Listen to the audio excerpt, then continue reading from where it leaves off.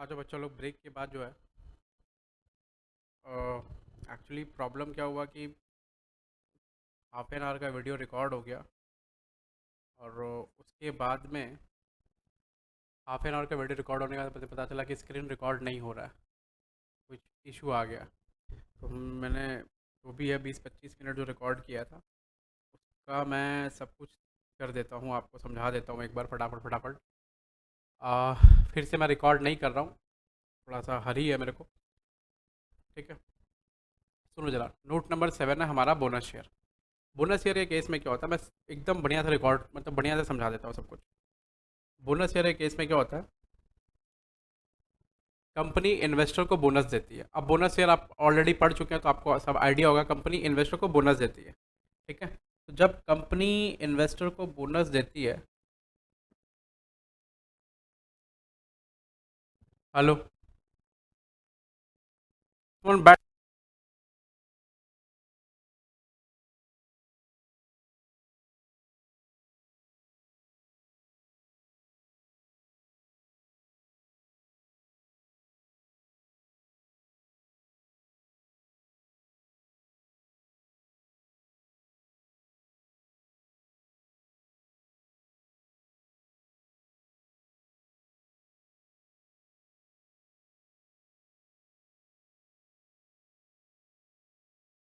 Hello.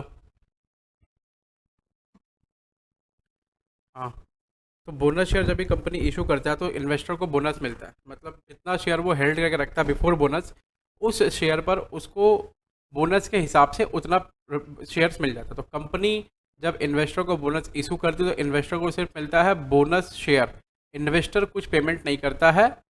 As a as an investor company को zero payment करता है, तो मतलब समझ उसको फ्री में मिल रहा है शेयर्स।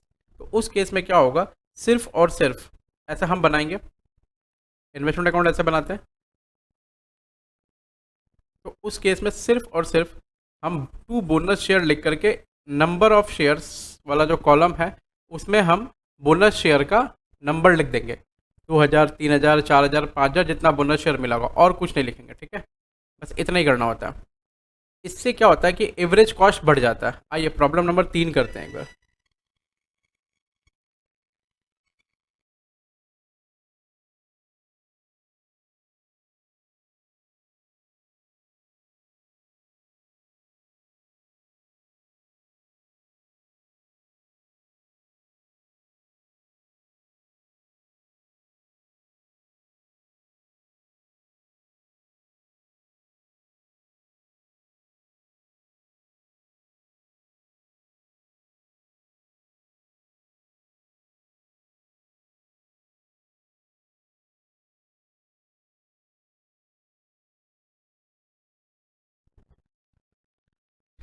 और 3 नंबर प्रॉब्लम करते हैं, उससे हमको पूरा आइडिया लगेगा। एक्चुअली हम लोग प्रॉब्लम एक्चुअली 2 कर चुके हैं। आ जाना। 3 नंबर प्रॉब्लम में क्या बोल रहा है कि मिस्टर एक्स परचेज किया 500 इक्विटी शेयर 100 रुपये का ईच इन ओमेगा लिमिटेड 65,500 रुपये में, including brokerage and stamp duty. तो सब कुछ मिलाकर कॉस्ट दिया 62,500। कुछ साल के बाद में कंपनी ने उसको क्या दिया, बोनस। बोनस कैसे दिया, 1 equity shares for every shares held by them. मतलब 1 equity shares for every shares held by them, 1:1 का बोनस मिला उसको। अब रिकॉर्ड हो रहा है ना अभी, ठीक से। 1:1 का बोनस, 1:1 का बोनस मिल कंपनी ने दिया उसको। उसने बोनस रिसीव किया। उसके बाद बोल रहा है कि कंपनी का जो शेयर है ना, बिफोर बोनस 175 रुपया था, आफ्टर बोनस जो है 92.5 रुपीज़ हो गया कंपनी के शेयर का भाव। ठीक है, हमको इससे मतलब नहीं है। हमको इससे मतलब कब होगा, जब वो आफ्टर बोनस कितने में बेचा शेयर को, वो भाव नहीं दिया रहेगा तब। देखो, फिर बोला मिस्टर एक्स सेल कर दिया सारा का सारा बोनस शेयर 90 रुपये में, 90 रुपये पर शेयर के हिसाब से। आइए अब इसका ट्रीटमेंट क्या होगा देखते हैं। सबसे पहले क्या करेंगे, हमने शेयर बाई किया तो टू बैंक, डेट दिया हुआ ने, डेट में हम लोग क्वेश्चन मार्क कर दिए। टू बैंक 500 शेयर और 62,500 हमारा कॉस्ट हो गया। ठीक है, देखो मैं फटाफट बोल रहा हूँ कि मैंने 22-25 मिनट का वीडियो रिकॉर्ड कर लिया था, उसके बाद में दिक्कत आ गई, इसलिए मैं फटाफट एक बार रिवीजन करा देता हूँ आपको। और ये लिखा हुआ है, आप इसमें समझ लेना, ईजी है। उसके बाद में कंपनी ने बोनस जब इशू किया तो टू बोनस शेयर बोल के यहाँ लिखेंगे, और सिर्फ जितना नंबर ऑफ शेयर्स बोनस मिला, बोनस कितना मिला, 1:1 का मिला, तो मतलब 500 शेयर पहले था, 1/1 1:1 का बोनस मिला, हर एक के लिए एक शेयर मिला। उसके बाद क्या हुआ, अब कंपनी बेच रही है। ठीक है, बेच रही है तो यहाँ बाई बैंक लिखेंगे, और कितने में बेच रही है, यहाँ लिख दिया है उसने 90 रुपये में बेच रही है एक शेयर। तो कौन सा शेयर बेच रही है कंपनी, सिर्फ बोनस शेयर जो है ना, ये दो बोनस शेयर उसी को बेच रही है कंपनी। तो 500 × 90 ये कर दिया गया, तो 45,000 रुपये हो गया। अब हमें क्या करना होगा, हमें निकालना होगा कि प्रॉफिट या लॉस कितना होगा। प्रॉफिट या लॉस कैसे निकालते हैं, सेल वैल्यू ऑफ, हमने हमने सेल वैल्यू लिखा, जितना शेयर बिका उसका सेल वैल्यू लिखा है। सेल वैल्यू लिखने के बाद में हमने माइनस करना है क्या, कॉस्ट ऑफ शेयर्स सोल्ड। तो कॉस्ट ऑफ शेयर सोल्ड का मतलब पहले 62,500 रुपये का 500 शेयर था, अब 0 रुपये का 500 शेयर आ गया है, तो टोटल कॉस्ट हमारा इतना हो गया। उसको मल्टीप्लाई करेंगे नंबर ऑफ शेयर्स सोल्ड से, तो उस शेयर सोल्ड का क्या निकल जाएगा, कॉस्ट निकल जाएगा। ठीक है, ये जो पोर्शन आता है इससे क्या निकलता है, पर शेयर का कॉस्ट, पर शेयर का कॉस्ट निकलता है। उससे फिर इसको मल्टीप्लाई करते तो सोल्ड शेयर का कॉस्ट निकल जाता है। अब हम इसमें से इसको माइनस करेंगे तो प्रॉफिट या लॉस कुछ तो कुछ आएगा। तो हमारे यहाँ प्रॉफिट आ रहा है, प्रॉफिट आ रहा है तो आपको सिखा के रखा है मैंने, जब भी प्रॉफिट आएगा तो उसको यहाँ फिट करेंगे, यहाँ फीड करके छोड़ देंगे। ठीक है, फिर लिखेंगे यहाँ 2PL, फीड करके छोड़ देंगे, यहाँ लिखेंगे 2PL, प्रॉफिट आ गया। अब क्या करेंगे, इसको जोड़ करके इसको घटाएंगे, जो आएगा बैलेंसिंग फिगर लिखेंगे नंबर में, फिर इसको जोड़ के इसको घटाएंगे, जो आएगा बैलेंसिंग फिगर लिखेंगे अमाउंट में, और ये प्रॉपर बैलेंसिंग फिगर यहाँ दिखेगा। ठीक है, और यही हमारा क्लोजिंग बैलेंस ऑफ इन्वेस्टमेंट हो गया। तो ये बोनस का सवाल नंबर 3 हो गया। सवाल नंबर 4 में आ जाइए। सवाल नंबर 4 मैंने आधा ही किया था, तब तक वो क्या हुआ कि मेरे को दिख गया, मैं इसलिए बार बार देखता हूँ ऊपर कि कहीं भी भाई कहीं कुछ छूट तो नहीं रहा ना, नहीं तो दिक्कत हो जाएगा इतना सारा रिकॉर्ड करने के बाद में। उसके बाद क्या हुआ, 4 नंबर सवाल। 4 नंबर सवाल देखिए क्या है, 4 नंबर सवाल ये बोनस का सवाल है। बोला टी शेखरन 1/4/11 को 5,000 इक्विटी शेयर फेस वैल्यू जिसका 100 रुपया है 120 रुपये में बाई किए ब्रोकर से, जिसने 2% चार्ज किया क्या ब्रोकरेज, और 50 पैसा पर 100 रुपीज़ उसने स्टैम्प ड्यूटी चार्ज की। ठीक है, उसके बाद 31/1/12 को कंपनी ने बोनस दिया 1:2 का, कोई दिक्कत नहीं है। Before and after the record date of bonus share the shares were quoted at 175, मतलब बोनस के पहले शेयर का भाव 175 था और बोनस के बाद शेयर का भाव कितना था, 90 रुपीज़ था। 31/12 को टी शेखरन ने बोनस बेच दिया है ब्रोकर को, जिसने चार्ज किया 2% ब्रोकरेज, जिसने चार्ज किया 2% ब्रोकरेज। सुनो ना, बोनस शेयर जब उसको मिल गया ना, उसके मिलने के बाद में उसने क्या किया, बेचा शेयर, शेयर को बेचने का प्राइस दिया क्या, नहीं दिया, लेकिन सिर्फ इतना दिया है कि बोनस शेयर इशू होने के बाद में प्राइस कितना था शेयर का, 90 रुपये पर शेयर। इसका मतलब यह है कि बोनस शेयर इशू होने के बाद प्राइस था 90 रुपये पर शेयर। इसका मतलब है कि हो सकता है भाई जो बेचा है वो 90 रुपये बेचा है, हमको ये अज्यूम करना पड़ेगा। ठीक है, तो हम यहाँ अज्यूम कर लेते हैं और 90 रुपये पर शेयर में। तो हमने क्या किया, पहले हमने एंट्री पास करी 1/4/11 को, टू बैंक 5,000 शेयर्स 6,15,000। ये 6,15,000 कहाँ से आया, देखो नीचे मैंने कैलकुलेशन कर रखा था। परचेज प्राइस 6 लाख रुपया, 5,000 × 120, फिर ब्रोकरेज जोड़ा मैंने 2% 12,000 रुपया, फिर स्टैम्प ड्यूटी, बोला पर 100 रुपीज़ 50 पैसा लेंगे। ठीक है, तो 6 लाख टोटल भाव था, 6 लाख को डिवाइड किया 100 से, तो पर 100 रुपीज़ का मल्टीपल आ गया, इंटू 50 पैसा से मल्टीप्लाई किया तो कितने का स्टैम्प ड्यूटी लगा वो निकल गया। तो 6,15,000 हो गया बेटा नंबर। तो मैं तुमसे फिर से आग्रह कर रहा हूँ, जिनको भी मैंने पढ़ाया प्लीज़ नंबर कम से कम 70 80 90 ठोक के लाओ बेटा। ठीक है, अगर तुम ऐसा करो, तुम अगर 90 का पेपर अटेम्प्ट कर दो तुम्हारा 85 आना चाहिए, बस बात खत्म। मेरे को इससे और कोई चीज़ से मतलब नहीं है, एक्यूरेसी रेशियो को एकदम तगड़ा रखना है। ठीक है, उसके बाद क्या करना है, उसके बाद हमें बोनस मिल गया। कब मिला बोनस, 31/1/12 उसको बोनस मिल गया। तो बोनस के लिए हम लोग सिर्फ क्या करते हैं, 2 बोनस शेयर लिख देते हैं और यहाँ पर हम बोनस का कैलकुलेशन कर लेंगे। बिफोर बोनस हमारा शेयर कितना था, 5,000, तो 1:2 का बोनस मिला, मतलब हर 2 के लिए 1 मिला, तो 5,000 डिवाइड बाई 2 × 1 कितना हो गया, 2500 शेयर हमें बोनस के तौर पर मिला है। हमने यहाँ पर लिख दिया 2500 शेयर। अब हम क्या करेंगे, लिखेंगे बाई बैंक। अब सेल करने की बारी आ गई, कब की, 31/3/12 को। यही मैंने 20 मिनट में पढ़ाया था, थोड़ा धीरे धीरे करके आ जाओ। अब बेचने की बारी आ गई, तो हम लोग बेच लेते हैं share. Sale value of shares, 2500 share को कितने बेच रहे हैं, 90 रुपये में, क्योंकि हमें सेल प्राइस नहीं दिया है। तो लेकिन आफ्टर बोनस हमें प्राइस एक दे रखा है, तो उसी को हम लोग क्या मान रहे हैं कि सेल प्राइस है, 2,25,000 रुपया ऐसा मान लिया। ब्रोकरेज कितना हो गया, 2% हो गया, 4,500 रुपया। ये टोटल कितना आ गया, 2,20,500। याद रखना यहाँ पर ब्रोकरेज माइनस किया जाता है। उसके बाद कैलकुलेशन फॉर प्रॉफिट या loss on sale of investment, ये निकालना है। तो अब ये कैसे निकालेंगे, पहले सेल वैल्यू ले लो। सेल वैल्यू कितना आया, ये नेट सेल वैल्यू है, नेट में जो सेल वैल्यू आया वो कितना आया, 2,20,000, 2,20,500 रुपया नेट में सेल वैल्यू आया। Less cost of sale of shares, cost of कितना आया, cost of sale of shares कितना आएगा, देखो जरा। ऊपर जाएंगे, जब बिका है ठीक उसके पहले जितना अमाउंट है कॉस्ट में वो जोड़ेंगे, जितना नंबर ऑफ शेयर्स है वो जोड़ेंगे। तो 6,15,000 ये अमाउंट मेरे को दिख रहा है। तो 6,15,000 plus zero divided by 5,000 share पहले था, फिर प्लस 2,500 शेयर मेरे को मिला है। और हम बेच कितना रहे हैं, हम सिर्फ 2,500 शेयर बेच रहे हैं। तो 2,500 शेयर से मल्टीप्लाई कर दो, कॉस्ट निकल जाएगा मेरे को। टोटल कॉस्ट कितना आ रहा है,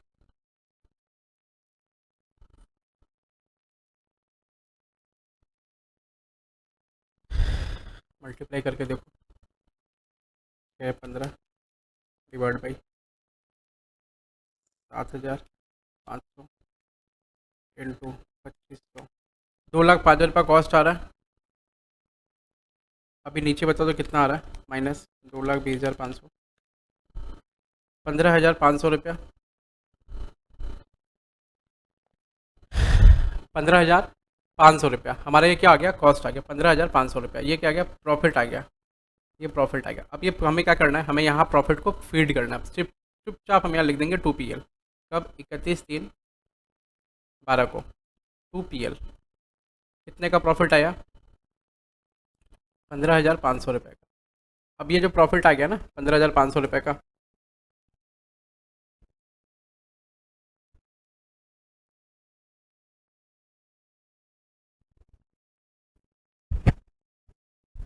मैं जैसे बताया जा रहा हूँ वैसे ही करना, ठीक है। अपना दिमाग ना लगाना और प्लीज़ किसी की वीडियो वगैरह नहीं देखना। 31/3/12 by balance c d, 7,500 minus 2,500, 5,000, फिर 6,15,000 प्लस 15,500 रुपये, माइनस 2,20,000, 4,10,000 रुपये, 4,10,000।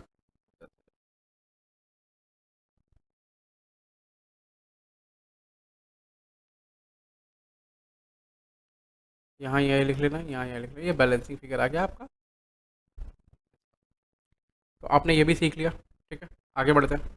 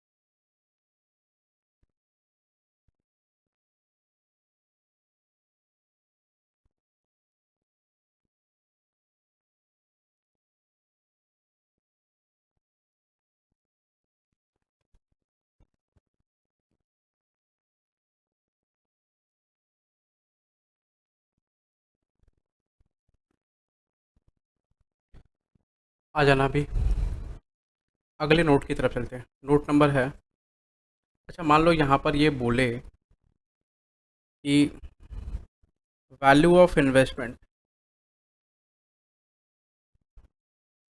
इन्वेस्टमेंट कितना होगा। ये कौन सा इन्वेस्टमेंट है, ये करंट इन्वेस्टमेंट है कि long term investment.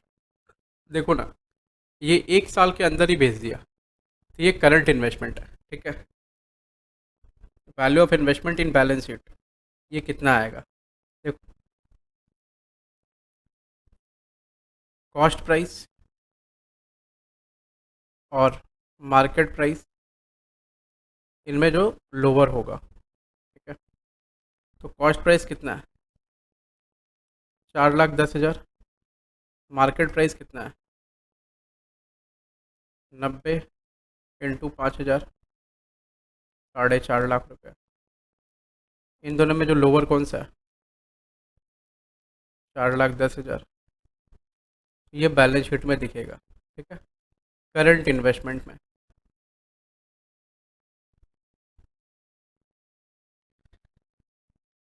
Balance sheet में दिखेगा करंट इन्वेस्टमेंट में।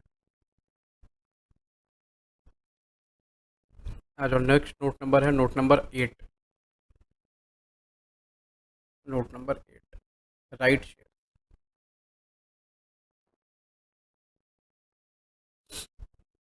Right share,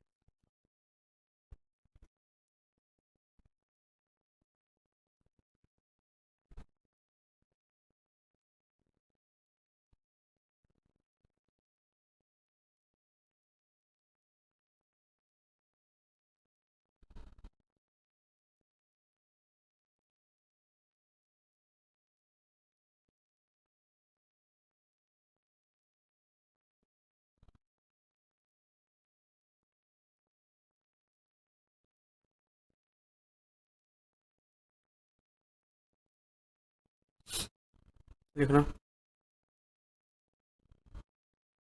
treatment of right shares.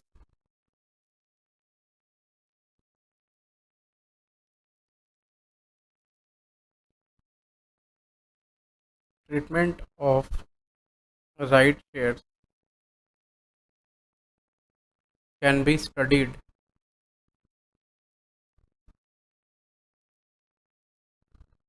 Under 2 heads. पहला, राइट शेयर acquired। दूसरा, right renounced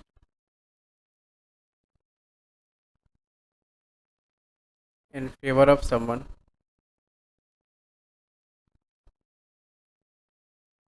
right renounced in favor of someone।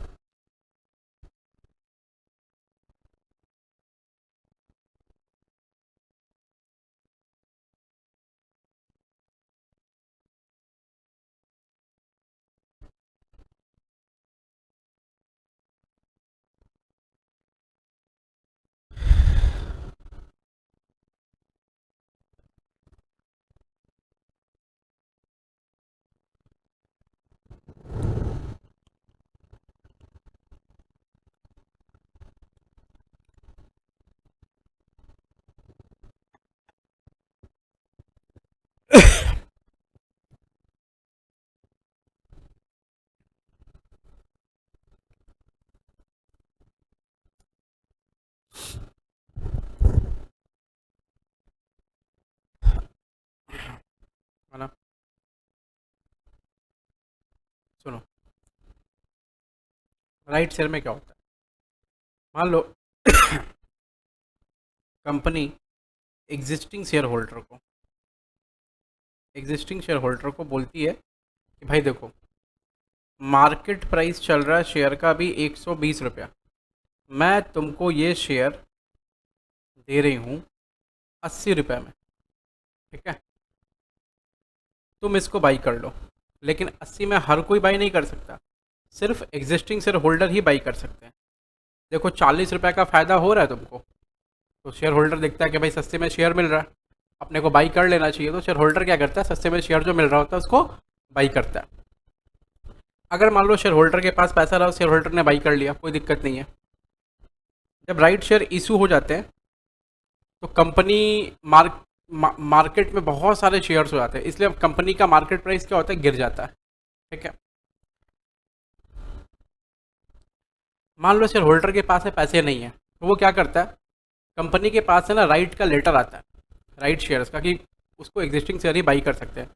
तो कंपनी जो है ना, राइट शेयर जो है उसका, उसको बेचने का अधिकार जो है, उसको खरीदने का अधिकार जो है किसी और को दे देता है। उसको बोलते हैं राइट रिनाउंसमेंट, वेवर ऑफ राइट। तुमको कैपिटल गेन में तुमने पढ़ा होगा राइट रिनाउंसमेंट, राइट एंटाइटलमेंट, ठीक है।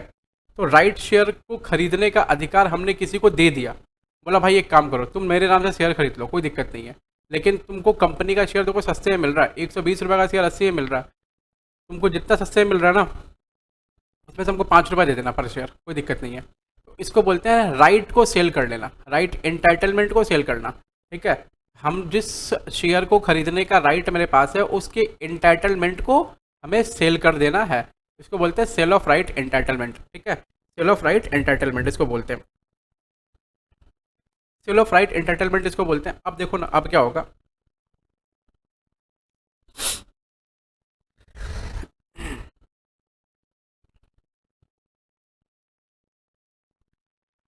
तो दो केस में पढ़ेंगे, एक तो हम राइट अनाउंस कर दे रहे हैं, वो भी मेरे लिए क्या है, सेल है, और एक तो हम खरीद रहे हैं राइट शेयर, उसका क्या ट्रीटमेंट होगा, तो दो केसेस में पढ़ेंगे हम, ठीक है। आओ जरा,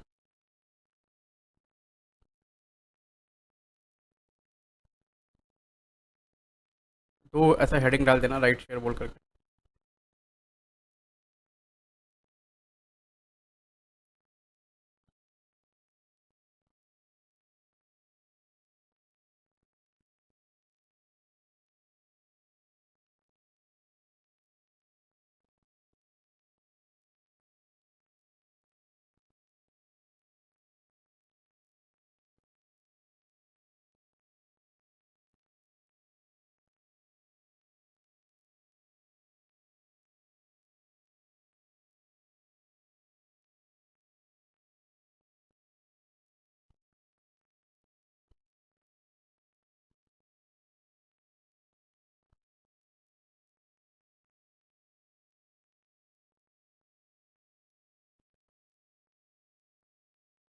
ठीक है, लिख लो राइट एंटाइटलमेंट को बेच देना, बेच देना, राइट एंटाइटलमेंट को बेच देना, ठीक है।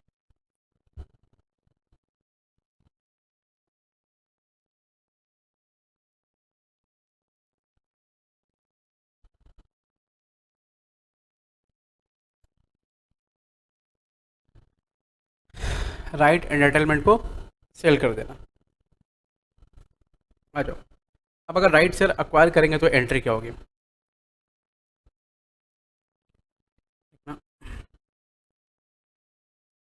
In this case normal purchase entry, entry will be recorded. In this case, normal purchase entry will be recorded. No transaction cost, cost like STT, brokerage, etc. is levied as investor is buying it directly from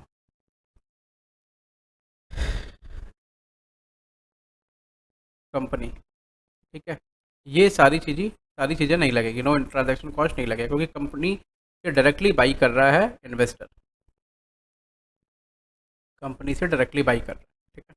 ऐसा journal entry क्या होगी, journal entry इस case में होगी investment account debit in shares account debit to bank account, to bank, बस यही entry होगी और कोई एंट्री नहीं होगी, बस एकदम यही एंट्री होगी, ठीक है। और कोई भी एंट्री नहीं होगी।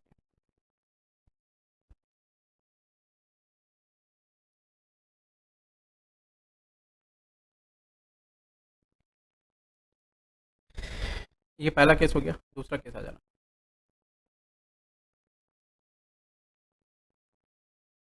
दूसरा case,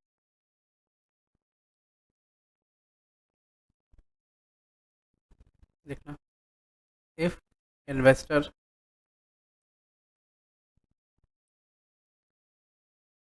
sales his right entitlement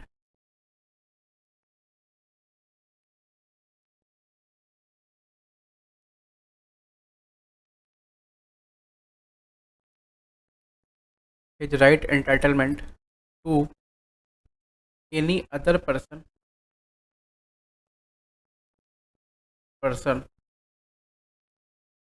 to any other person for some consideration, then that consideration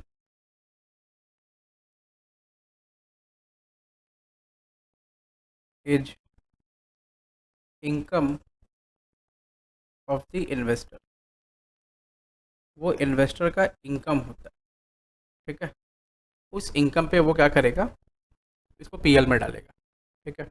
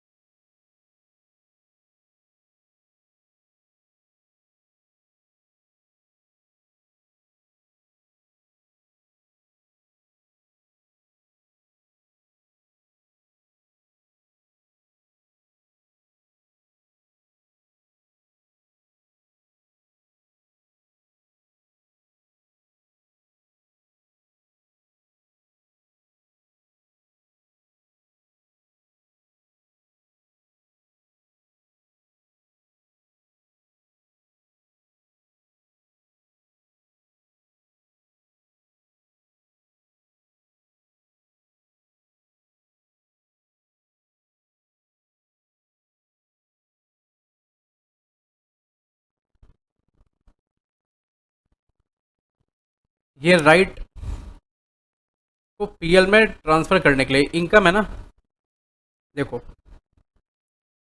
ये वाली जो एंट्री हो गई ना, ये फॉर सेल ऑफ राइट है, for sale of right, sale of right, ये फॉर सेल ऑफ राइट है। ये वाली जो एंट्री हो गई वो फॉर सेल ऑफ राइट है।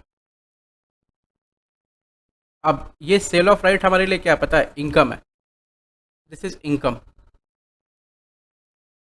इनकम है। तो इनकम को पीएल में ट्रांसफ़र करना पड़ता है, तो पीएल में ट्रांसफ़र करने के लिए ये एंट्री है, बस दो एंट्री।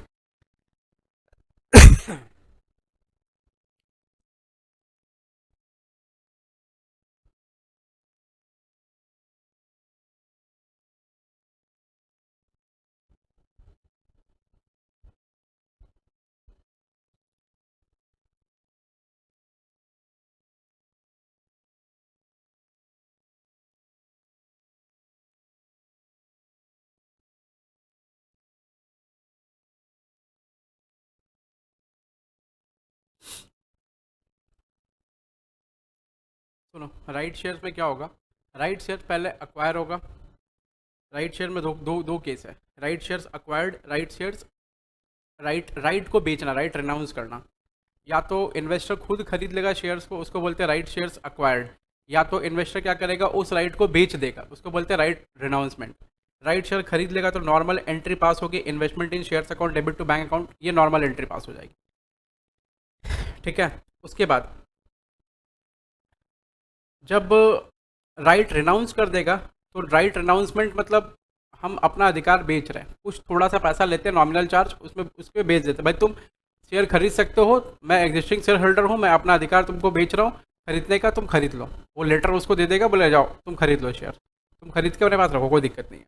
तो उस केस में जो पैसा हम चार्ज करते हैं राइट को रिनाउंस करने का, वो हमारा क्या होता है, इनकम होता है। अब वो इनकम जो है ना, हमें पीएल में ट्रांसफ़र करना पड़ता है बस। तो उसके लिए ये एंट्री है, उसका कोई इन्वेस्टमेंट से कोई नाता नहीं है, मतलब समझ लो ना, इसका कोई इन्वेस्टमेंट से नाता नहीं है। लेकिन लेकिन लेकिन एक छोटी सी चीज़ और है, लेकिन मैं इसके नीचे ऐसा लाइन दे रहा हूँ, ऐसा लिख रहा हूँ।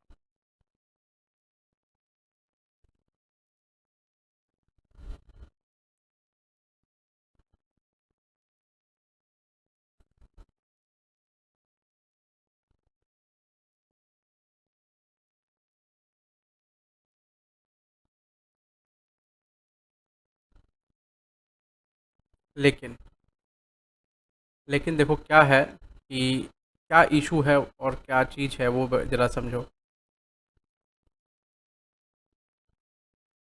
लेकिन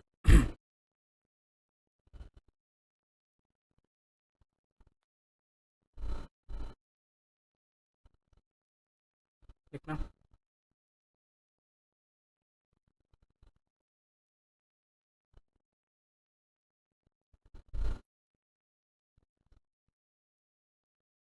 how ever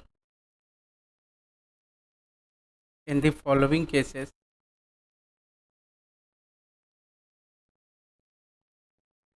how ever in ये इसके नीचे ना, ये दूसरे कलर से कर देता हूँ।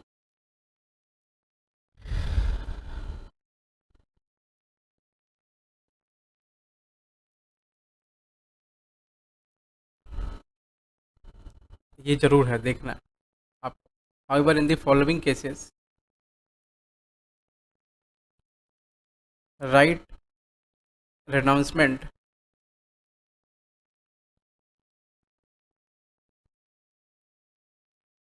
shall be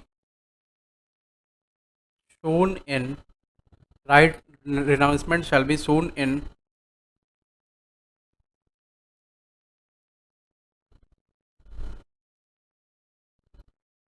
investment account, investment account. ठीक है, तो वो कौन कौन से केसेस होंगे देखना। पहला नंबर जो केस है ना, वो हमारा वो क्या है, और दूसरा क्या केस है, पहला क्या केस है और दूसरा क्या केस है, देखना जरा। पहले वाले केस में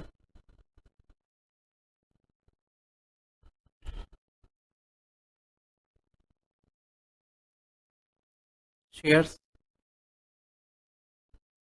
acquired on cum right basis, cum right basis, अगर शेयर जो है कम राइट बेसिस पर अक्वायर हुआ तो shares acquired on cum right basis. दूसरा, if no information of cum right acquisition is given. Cum right acquisition का कोई information नहीं दिया हुआ है। क्या दिया हुआ है? Only market price before right, मतलब market price before right and ex right is given. ठीक है,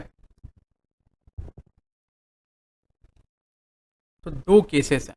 पहला, हम कम राइट बेसिस पर एक्विजिशन हो रहा है।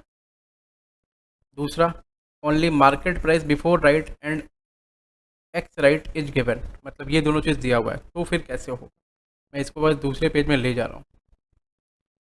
इस पेज में ना थोड़ा सा ये छोटा हो जा रहा है।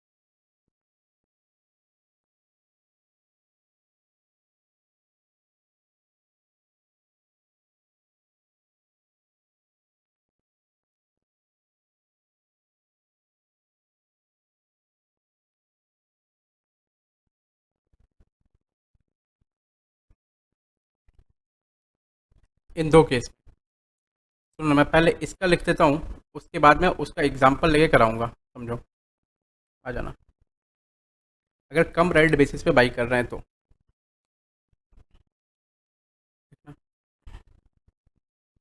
This is this is considered as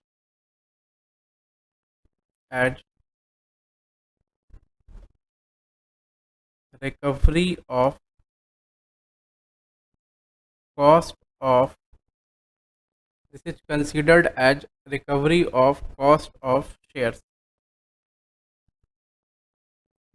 this is considered as recovery of cost of shares, मतलब जब आप शेयर्स, ओरिजिनल शेयर्स खरीद रहे हैं ना, ओरिजिनल शेयर्स, उस टाइम पर ही उसमें लिखा हुआ है ये कम राइट बेसिस पर है। ठीक है, तो उस टाइम पर अगर ये लिखा हुआ कि कम राइट बेसिस पर है और आप शेयर्स खरीद लिए ओरिजिनल शेयर्स, उसके बाद में जब आपको राइट शेयर्स मिल रहा है और आप उस राइट शेयर्स को नहीं खरीद रहे हैं, किसी और को बेच दे रहे हैं, तो बेचने पर जो पैसा मिलेगा वो पैसा क्या होगा? हम उसको इन्वेस्टमेंट अकाउंट में यहाँ पर क्रेडिट करेंगे। हम उसको इन्वेस्टमेंट अकाउंट में क्रेडिट करेंगे। क्यों क्रेडिट करेंगे? क्योंकि हम उसको रिकवरी ऑफ कॉस्ट मान रहे हैं। हम उसको रिकवरी ऑफ कॉस्ट मान रहे हैं। ठीक है, हम ये मान रहे हैं कि जो मेरा पैसा लग गया था एक्चुअल ओरिजिनल शेयर को खरीदने में, उस पैसे का रिकवरी हो गया। अब वो पैसा वापस घूम के चला गया, चला वापस आ गया।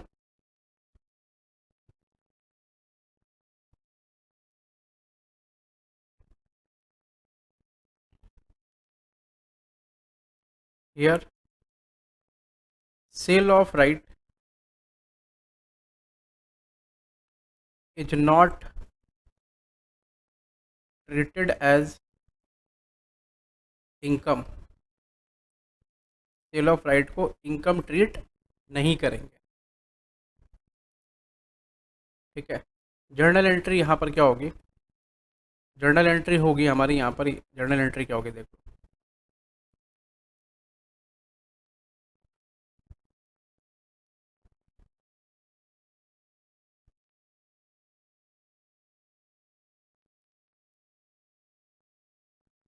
Journal entry, bank account debit to sale of right entitlement, ठीक है।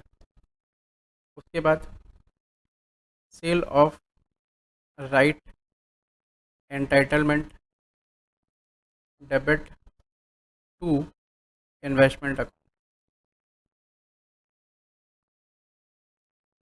ये हमारी एंट्री होगी, ये हमारी जर्नल एंट्री होगी, ये हमारी जर्नल एंट्री होगी, ठीक है। ये हमारी जर्नल एंट्री होगी।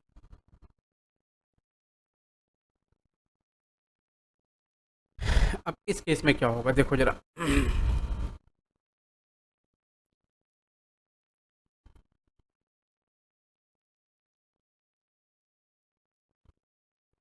इस केस में देखो, यहाँ लिखा in this case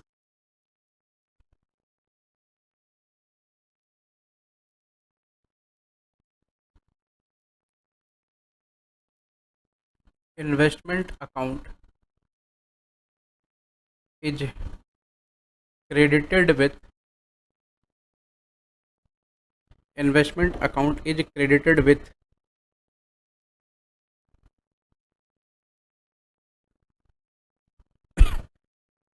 investment account is credited with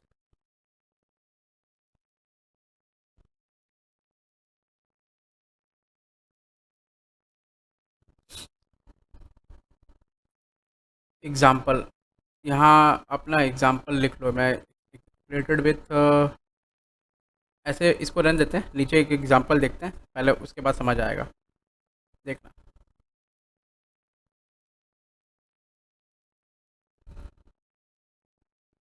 जैसे देखो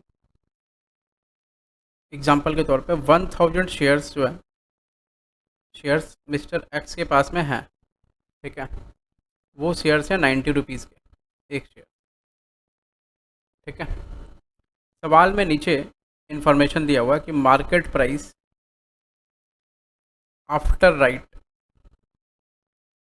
ठीक है, या फिर इसको एक्स राइट भी बोलते हैं, 60 रुपीज़ पर शेयर, ये भी पर share. Market price before right कितना है 90, मार्केट प्राइस आफ्टर राइट कितना है 60। अब मान लो इस व्यक्ति को कितने का नुकसान हो रहा है, देखो ना, राइट शेयर्स आने के बाद में इस व्यक्ति को 30 रुपये पर शेयर का नुकसान हो रहा है, लॉस 90 माइनस 60, 30 का, यानी 30,000 का नुकसान हो रहा है, ऐसा 30,000 रुपये का नुकसान हो रहा है, यानी 30 रुपये पर शेयर का नुकसान हो रहा है इसको। अब क्या हुआ, now he sold right entitlement, मतलब जो राइट शेयर उसको खरीद, राइट इशू हुआ और राइट खरीदने के लिए लेटर आया उसको, उसने उस लेटर को किसी और को दे दिया और उसके बदले उसने 10 रुपये पर शेयर मांग लिया, ठीक है। ही सोल्ड राइट एंटाइटलमेंट, कितने कितने में मांगा राइट एंटाइटलमेंट, देखो वो राइट एंटाइटलमेंट मांग रहा है, पहले कैसे मांगा राइट एंटाइटलमेंट, उसको पहले कैसे मिला राइट एंटाइटलमेंट, उसको मिला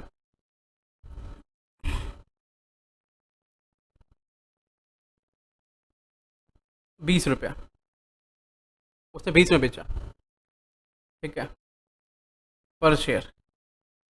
और दूसरे वाले केस में ₹35 में बेचा है पर शेयर, ठीक है। अब देखो इसका ट्रीटमेंट कैसे होगा इन्वेस्टमेंट अकाउंट में और पीएल अकाउंट में, एकदम ध्यान से समझना, यही टेक्निक है समझने का। बस ये एग्जाम्पल जो है ना परीक्षा के पहले ज़रूर देख कर जाना। देखो इस केस में ना उसको नुकसान कितने का हुआ, यहाँ जो नुकसान हुआ कितना, ₹30 पर शेयर का नुकसान है, 30 पर शेयर का नुकसान है। अब इस नुकसान की रिकवरी कितनी हो रही है, year year decline in price is ₹30 पर शेयर, ठीक है, and recovery is ₹20 per share, hence total ₹20 per share into 1000, यानी कितना हो गया 20,000 will be credited to investment account. Investment account यहाँ पूरा इन्वेस्टमेंट अकाउंट में क्रिएट कर देंगे। इस केस में, इस वाले केस में क्या होगा,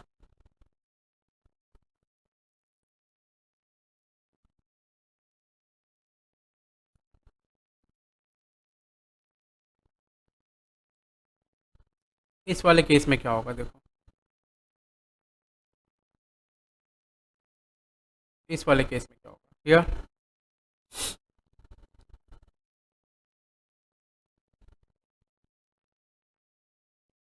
here decline in price is ₹30 per share and recovery is ₹35 पर शेयर। रिकवरी कितने का हो रहा है, 35 पर शेयर का हो रहा है। इसका मतलब ये है, इसका मतलब ये है कि 1000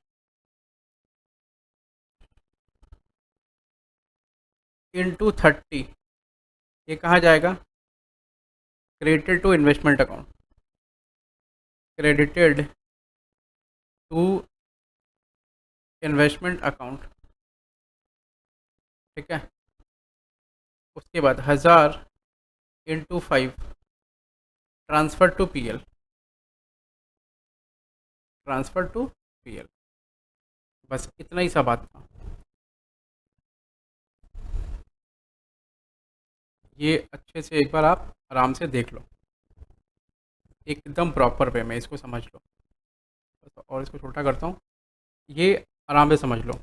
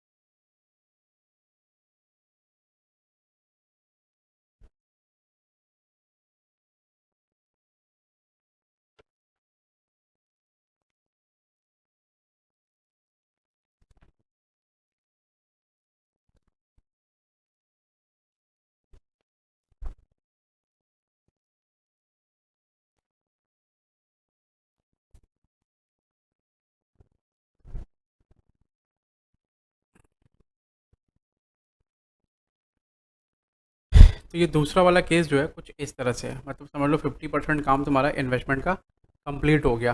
ठीक है, ये मैंने राइट का पूरा केस करा दिया राइट शेयर्स पे। अब ना मैं पहले एक एग्जांपल लूँगा, उसके बाद कुछ करूँगा। ठीक है, एग्जांपल राइट शेयर पे पहले एग्जांपल ऑन राइट।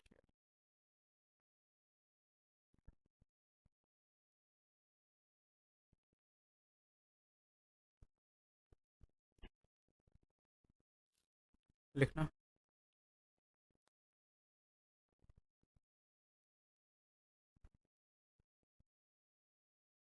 संजोग परचेज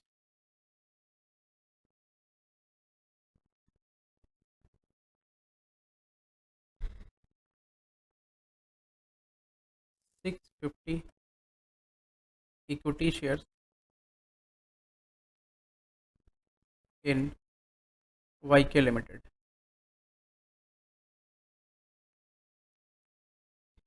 650 इक्विटी शेयर्स परचेज किया है वाई के लिमिटेड में।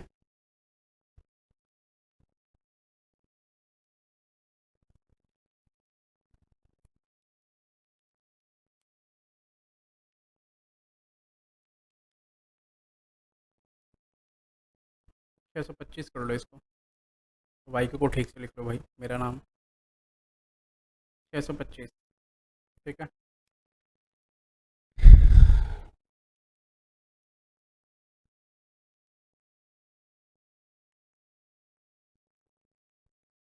Y K limited of ₹100 each, of ₹100 each at the rate 78,125, 78,125 रुपये में ख़रीदा। ठीक है, ऑन कम राइट बेसिस। 78,125 रुपये में ख़रीदा on cum right basis.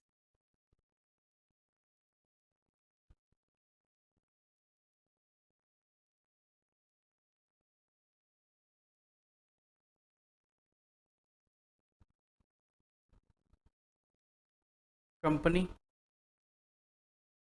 Announced right shares, company announced right shares in 1:1 ratio. Company ने राइट शेयर अनाउंस किया 1:1 रेशियो के लिए। ठीक है, संजोग purchased 50% shares and renounced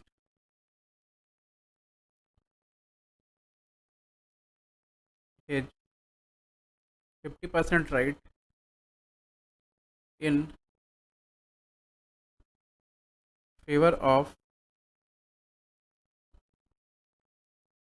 Mr. PK। ठीक है,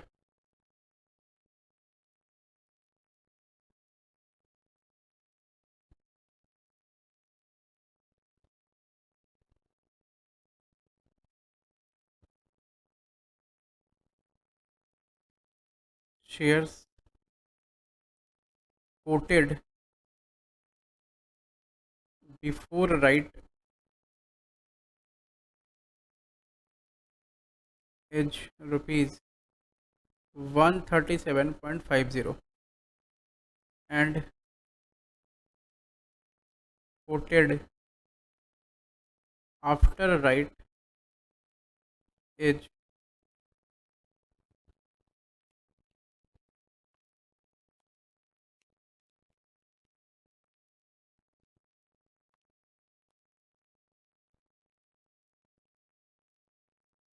100 रुपीज़ 115। आफ्टर राइट बोल रहा है 115 रुपये में कोट हुआ। ठीक है,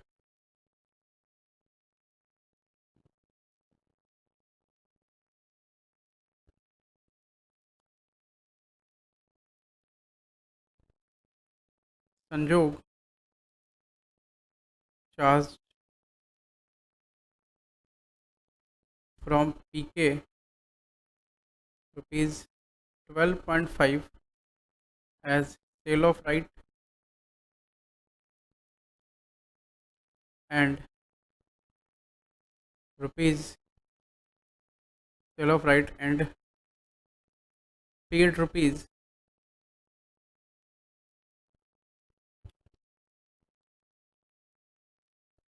100 for purchasing 50% right shares, 50% right shares, ठीक है। प्रिपेयर इन्वेस्टमेंट अकाउंट, इन्वेस्टमेंट बोला इन्वेस्टमेंट अकाउंट बना के दिखाइए,